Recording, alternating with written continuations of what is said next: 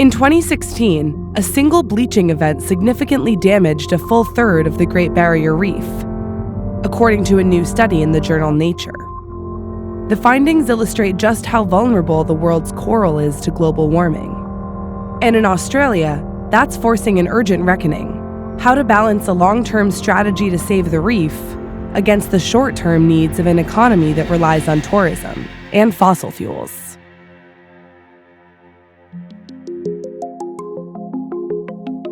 Terry Hughes is a renowned coral expert who's worked on Australia's Great Barrier Reef for 30 years.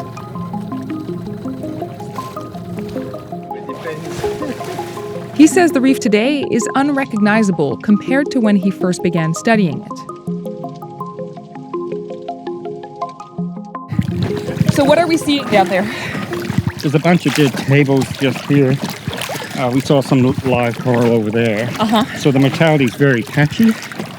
This site was very hot during the 2 bleaching events. So it's got higher than average mortality, about 80%. Corals are animals that provide homes for thousands of marine species. When the ocean warms, they freak out and expel the colorful algae that live in their tissues. This turns corals white, thus the term bleaching. But this isn't an aesthetic problem. Algae provide coral with food, so without them, many die of starvation. Bleaching events aren't new, but they're happening more often, a fact that's intimately linked to global warming. So under the current trajectory of warming, we can expect to see annual bleaching everywhere in the tropics by about 2050. So it's really critical that we deal with global warming, or we simply won't have coral reefs in the future. According to some estimates, reefs around the world generate around $30 billion each year in goods and services, and 1 billion people rely on them for food and income. In 2016, Terry flew over thousands of miles of reef to document how bad the bleaching was. And as he watched the reef deteriorate, his view of what it means to be a scientist changed drastically, causing him to pivot towards climate policy. In terms of the Great Barrier Reef, do you think that the Australian government is doing enough? No, I don't think the Australian government is doing enough. Australia's emissions are now increasing again. So Australia is still promoting the development of fossil fuels, particularly coal seam gas and coal. The Australian government's been widely criticized for its failure to act on climate change.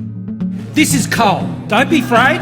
That coal is part of the energy mix of the world today and will be for many decades to come. The government also faced pushback in January when it announced a $60 million funding package for initiatives including growing new coral, but allocated no money to curbing carbon emissions. It costs somewhere between $1 and $5 million per hectare to restore corals on a reef. If you scale that up to the amount of coral that died in 2016 alone, we're talking about $4 trillion. The solution's vastly more expensive than the cure.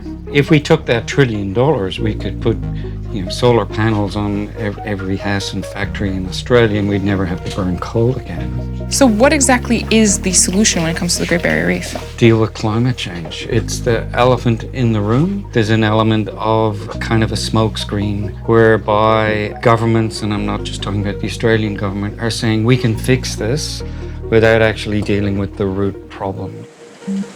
Terry's radical stance has churned up controversy, and his message is a source of frustration for a lot of people, including members of the tourism industry.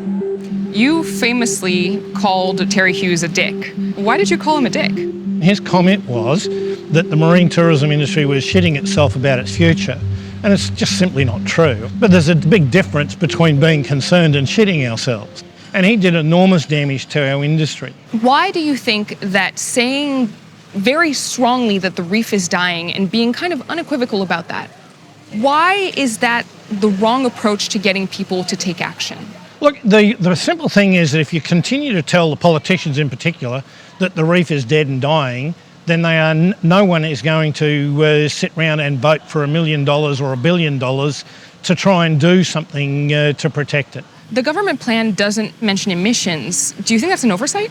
Look, I think it's a deliberate policy of this current government that it does not want to identify climate change as being a significant cause. Do you think that climate change is caused by humans? Absolutely, I believe it's caused by humans. But even if I'm wrong, it doesn't matter. We still need to clean our act up. We've got an industry that's totally switched on to trying to do everything we can to protect it.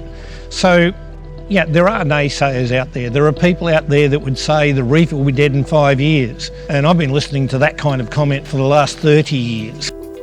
Cole and Terry are representative of a larger divide in Australia.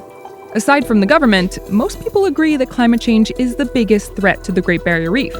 But there's a fundamental disagreement about how to communicate that threat and what to do about it. A disagreement that Anna Marsden, the managing director of the Great Barrier Reef Foundation, is all too familiar with. One of the things that's played out in the last couple of years was we had the mass coral bleaching, is we've had scientists say the reef is in trouble. This is a crisis that's unprecedented. We are facing a moment of truth. And then we've had tourism operators go, well, the place I take my boat out to with a room full of tourists, it's good, nothing to see here. And the reality is both of them are right. That dispute has consequences, though. It affects how money is allocated between different strategies for fixing the reef, some of which don't tackle climate change at all. There's no excuse to not focus on policy changes and us all as a planet reaching Paris.